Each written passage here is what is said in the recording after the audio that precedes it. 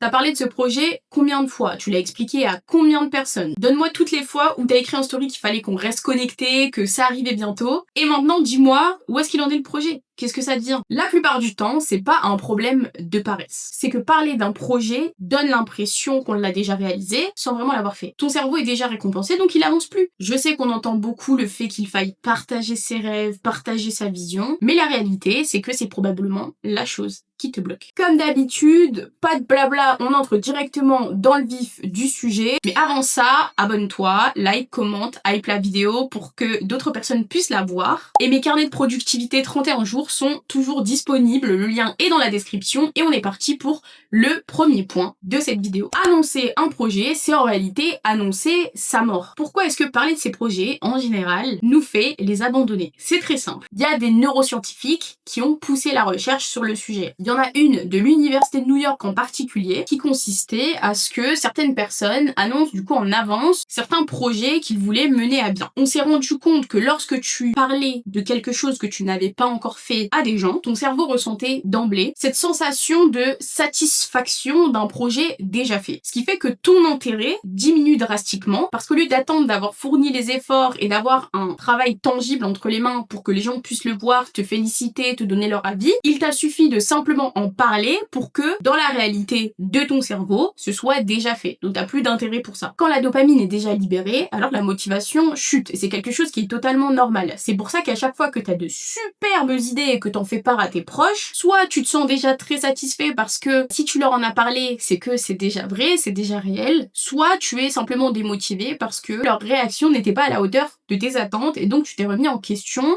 que ce soit consciemment ou inconsciemment. C'est pour ça que les gens qui parlent beaucoup de ce qu'ils vont faire sont les personnes qui font le moins. Parce qu'en général, une personne qui fait est une personne qui va faire avant même d'en parler. Son but, c'est l'action. Quand je fais quelque chose, je préfère en général enclencher la machine, passer à l'action, et ensuite j'en parlerai, ou alors je n'en parlerai pas tout simplement parce que les résultats seront vus par les autres. C'est comme quand tu vas voir ton collègue de travail et que tu lui dis « Je pense que je vais écrire un livre » ou « Je pense que je vais lancer ma société » ou « Je pense que je vais commencer la salle ». Tu ne fais qu'en parler, mais tu ne le fais pas vraiment, et pour ton cerveau, le fait d'en parler à un autre humain et que l'autre humain te dise « Ah oui, c'est bien, etc. » c'est déjà un gage d'action. Si jamais ça t'intéresse et que tu veux encore mieux comprendre le mécanisme, je t'invite à vraiment pousser la recherche dessus parce que, en ce qui me concerne, c'est ce qui m'a aidé à avoir la vie que j'ai aujourd'hui, le fait de me concentrer sur ce que je fais et non plus sur ce que je partage. Et j'étais une personne qui aimait beaucoup partager mes idées parce que je trouvais ça super intéressant, que je voulais partager mes rêves avec les autres, partager ma vision. Sauf que dans la vie, il faut faire et ensuite les gens verront. Ne parle pas de ce que tu vas faire, montre juste ce que tu as fait. Ou alors laisse le succès et les résultats faire le bruit pour toi. La validation, être un people pleaser. Beaucoup de gens partagent ce qu'ils ont envie d'accomplir, les idées qu'ils ont, tous leurs projets à leurs proches ou à des collègues de travail ou bref, à d'autres humains qui ne sont absolument pas qualifiés parce que officiellement, ils pensent qu'ils veulent essayer de rassembler l'avis d'autres personnes qui peuvent leur être bénéfiques, mais qui officieusement cherchent simplement à se faire valider par autrui. On veut être convaincu de par la réaction des autres que ce à quoi on pense va fonctionner, même si dans la vraie vie, ça ne veut rien dire. Si j'avais parlé de mon idée de business de carnet à mes proches, et que mes proches m'avaient répondu « Mais Cyrine, est-ce que tu as déjà écrit un livre? Est-ce que tu t'y connais? Est-ce que tu connais les fournisseurs? Comment est-ce que tu vas avoir l'inspiration pour écrire tout ça ?» Si je leur en avais fait part, ils auraient vraiment semé le doute dans mon esprit et je me serais dit « Mais c'est vrai que j'ai jamais fait ça. Comment est-ce que je vais faire pour écrire un livre ?» Ou à contrario, j'aurais été validée par ces gens-là. Mais en fait, dans tous les cas, ce n'était qu'une tentative d'avoir la validation de ces personnes. Parce que le fait qu'ils me supportent ou non ne change en soi rien. Et la plupart des gens cherche l'approbation extérieure avant d'agir, et ça s'appelle de la dépendance à la validation. Tu partages pas tes projets parce que tu trouves ça super intéressant. Tu partages tes projets parce que t'as pas envie de faire l'erreur de te lancer dans quelque chose que les gens ne vont pas aimer, entre guillemets, parce que évidemment que si t'as envie que quelque chose fonctionne, tu vas juste persévérer et y arriver. C'est quelque chose qui est toxique parce que chaque décision de ta vie va être prise par les autres. Tu crées inconsciemment un mécanisme qui fait que le centre de décision dans ta tête, qui est juste ici, dans le cortex préfrontal, va être basé sur l'approbation d'autrui. C'est très simple, c'est comme un muscle.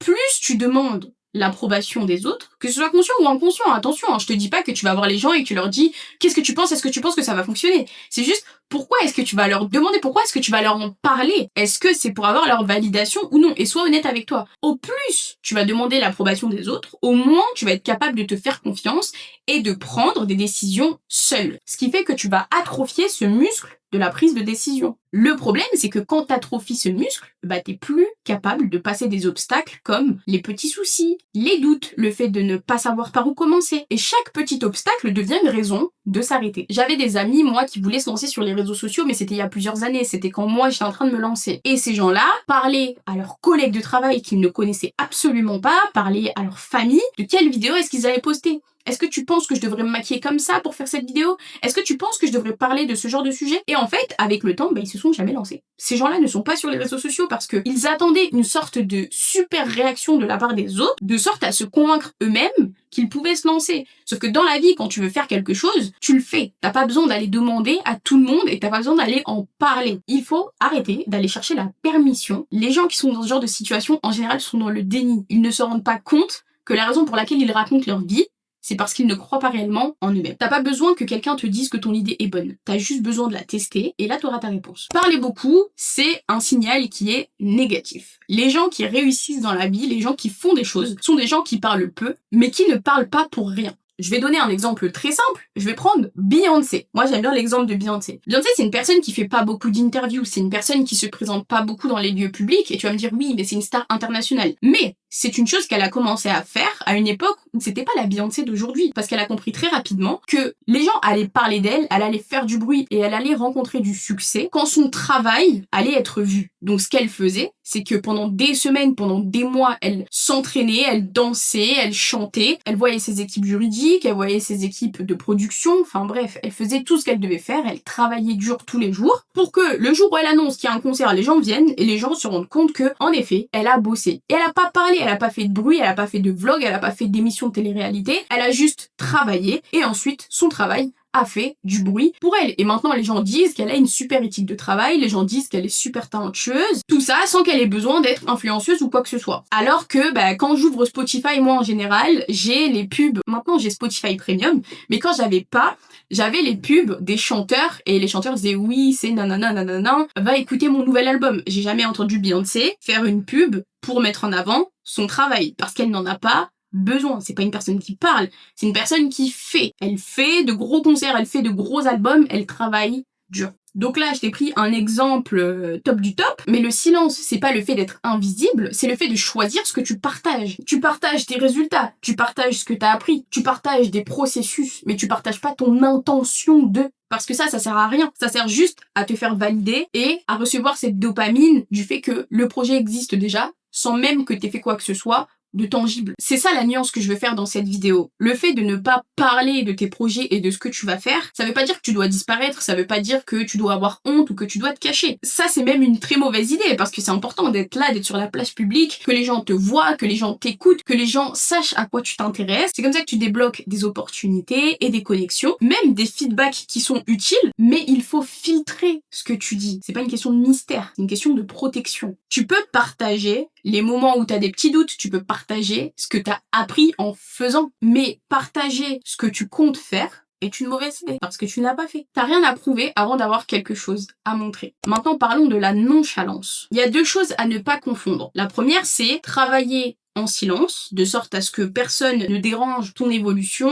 ta concentration. Et puis il y a le fait de ne pas parler de quelque chose parce qu'on a honte, parce qu'on a peur d'être jugé. Dans tous les cas, si tu ne veux pas parler, tu ne parles pas. Mais il faut faire la différence entre le fait d'être focus dans son truc et de juste vouloir avancer sans que A, B, C et D te racontent leur vie et te donnent leur avis et te découragent, etc. Et le fait de ne pas avancer et d'avoir honte, en fait, de ne simplement rien faire. On veut pas que les gens nous tiennent responsables pour le fait de ne rien faire. Si jamais t'es dans une situation dans laquelle t'as honte de parler de tes projets tout simplement parce que tu sais que t'es en train de perdre ton temps entre guillemets, même si on perd jamais vraiment son temps, attention, hein, tout ce que tu traverses dans la vie, c'est une étape que tu as besoin de traverser pour devenir la personne que tu dois devenir et pour avoir et obtenir tout ce que tu veux dans la vie. Mais il faut aussi Sortir du déni, ça c'est très important, et prendre responsabilité de ce que tu fais et de ta vie. Si t'es dans une phase où tu parles pas de tes projets parce qu'en réalité en fait tu fais rien pour avancer vers eux, il faut que tu sois suffisamment honnête avec toi-même pour te l'avouer et pour que tu puisses identifier le souci et avancer. Travailler en silence, ça veut rien dire si t'es pas en train de travailler. Comment est-ce que moi je fonctionne? Alors personnellement, j'aime pas quand les gens mettent leur nez dans mes affaires. Ça veut dire que si j'ai un projet et que tu me poses des questions sur ce projet, c'est que tu n'es pas censé être au courant. Parce que si t'es censé être au courant, crois-moi, tu le seras. J'estime que